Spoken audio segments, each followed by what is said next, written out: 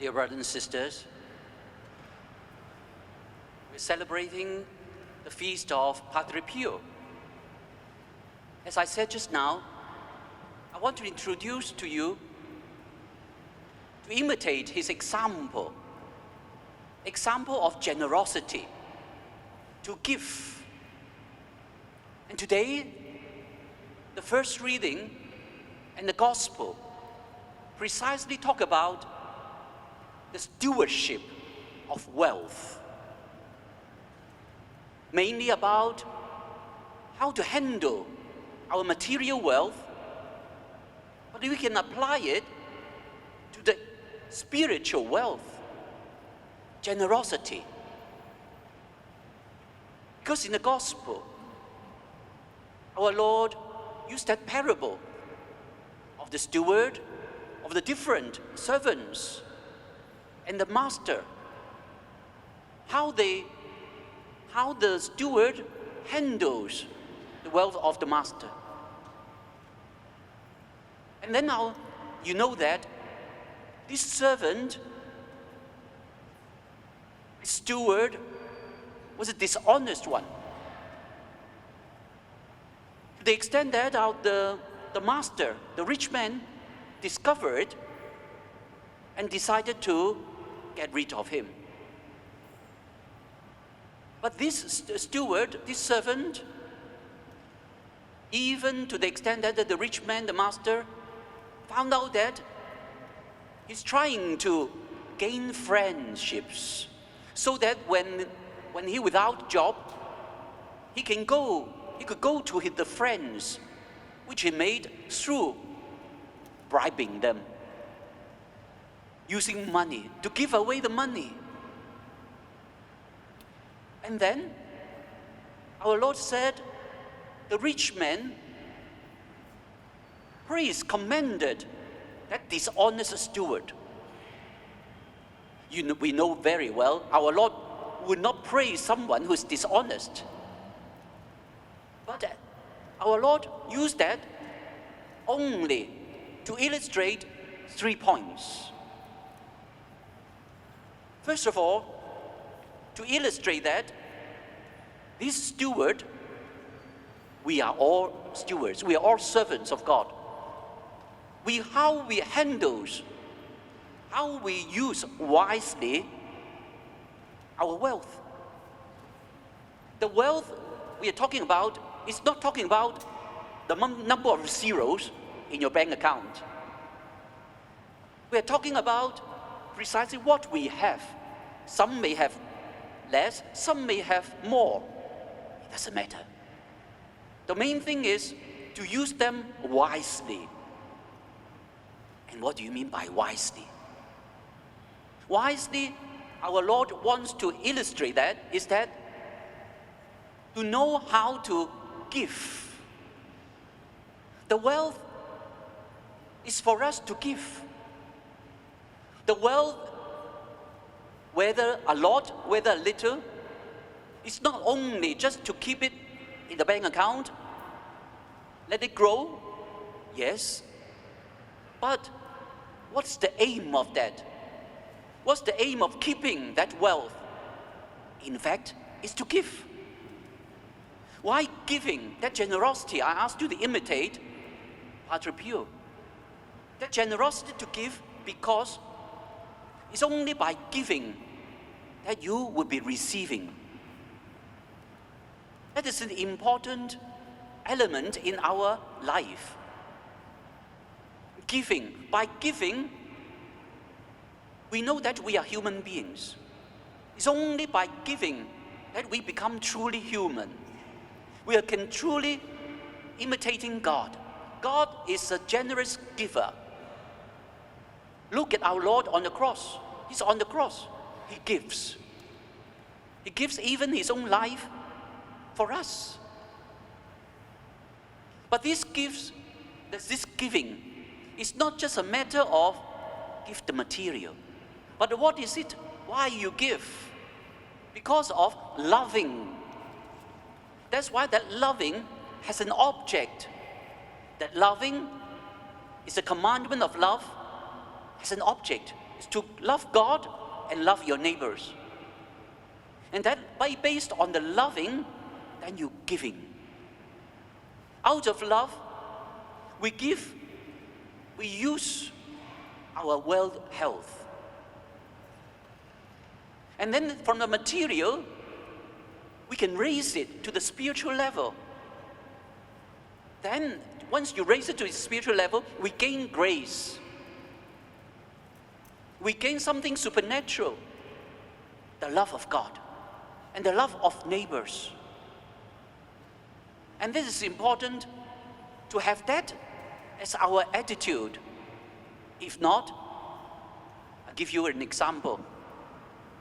It's just like someone who with a problem in life, and he went for spiritual direction with the priest. And the priest, after hearing the story, after his unhappy life, he brought him to a window. He said, and then let him look outside the window. What do you see? And then the man replied to the priest saying that, I see crowds, people walking. There are rich, there are poor, there are some needy, there are some not. Good. And then later on, the priest brought him to a mirror.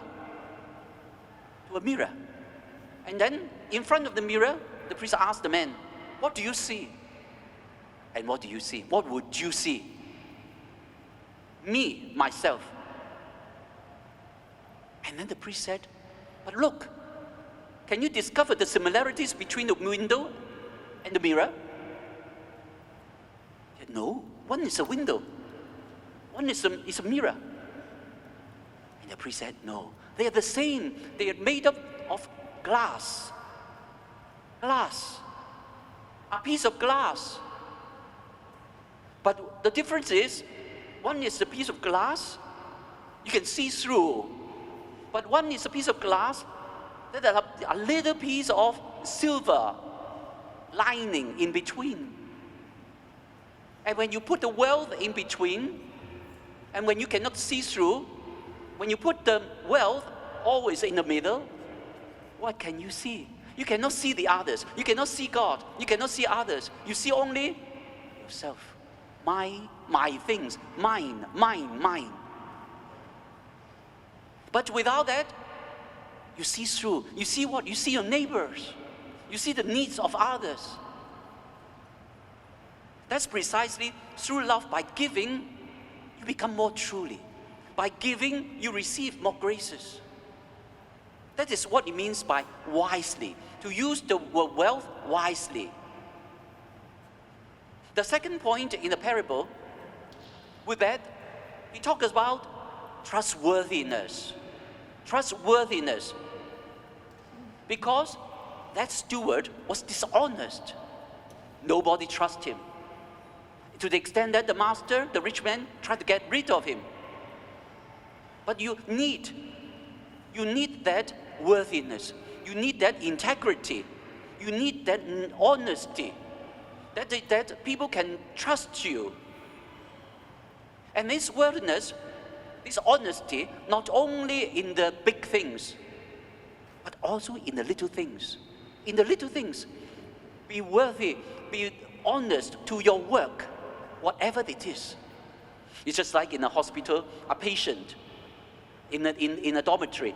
There are several, in a hospital, there's many patients, and the beds are one after another.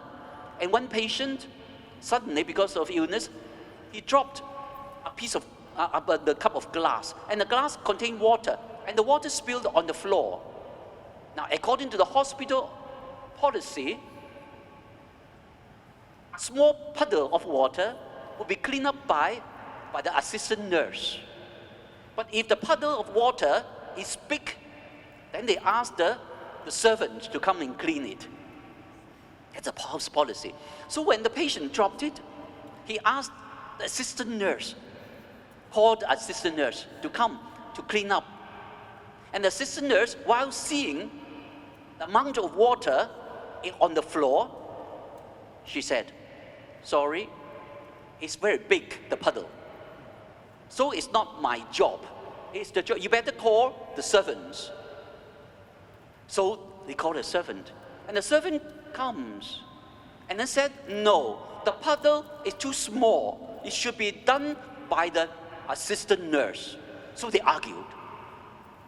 And then the patient was getting impatient. And then he said, and then he took the whole jar of water and poured it on the poured it on the floor and said, now, no argument, it's big enough. Who's in charge of that? And then, okay, the assistant nurse, it's big enough, it's my job. It's terrible, isn't it? This is precisely, it's the lack integrity, lack honesty. You have to be faithful, trustworthy in the little things, in the little job that you do. For example, someone sweep the floor, the children, when they sweep the floor, fast, very fast, 1 minute, finish sweeping the floor. And then all the rubbish, where have it gone? Underneath the bed. They sweep all the things underneath the bed. Nobody will see it. This is not the way. God sees everything we do. This is, you have a character of honesty. Honesty in little things. And the last thing that this parable, we can learn from this parable, would be the uniqueness of our service. That is, our Lord has said, using the parable, you cannot serve both God and mammon. That is, our purpose of work, the purpose of giving, only for God. Only for God. We cannot serve God and the wealth at the same time. We can use the wealth. It's a means only. But to serve God and to serve men. Through serving men, our neighbors, we serve God ultimately. Dear brothers and sisters, serve God is our ultimate good. And all the others are paths, are instruments to reach to that serving God, including serving the others. That's why each day you serve, right? Whether you work in a company, whether you work in some families, whether you work. But that work is a path to reach to. Through serving the others, we serve God ultimately. Me, my job, now preaching in the Holy Mass, also serving you, but ultimately, I'm not serving you. Through you, I'm serving God. And this is most important. Padre Pio, the patron of your community, is a man of prayer, man who fall in love with God, man who fall in love with Holy Mass, man who fall in love with the prayer, with rosary. And his love also generosity to serve others.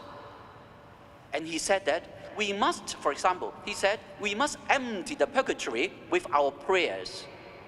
This is the love. Empty the purgatory by prayers, offering penance.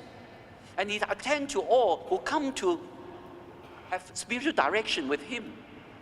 And then he offered his illness, all his new illness, for the conversion of souls, including the stigmata, so painful. A whole life to give. That's generous to give himself.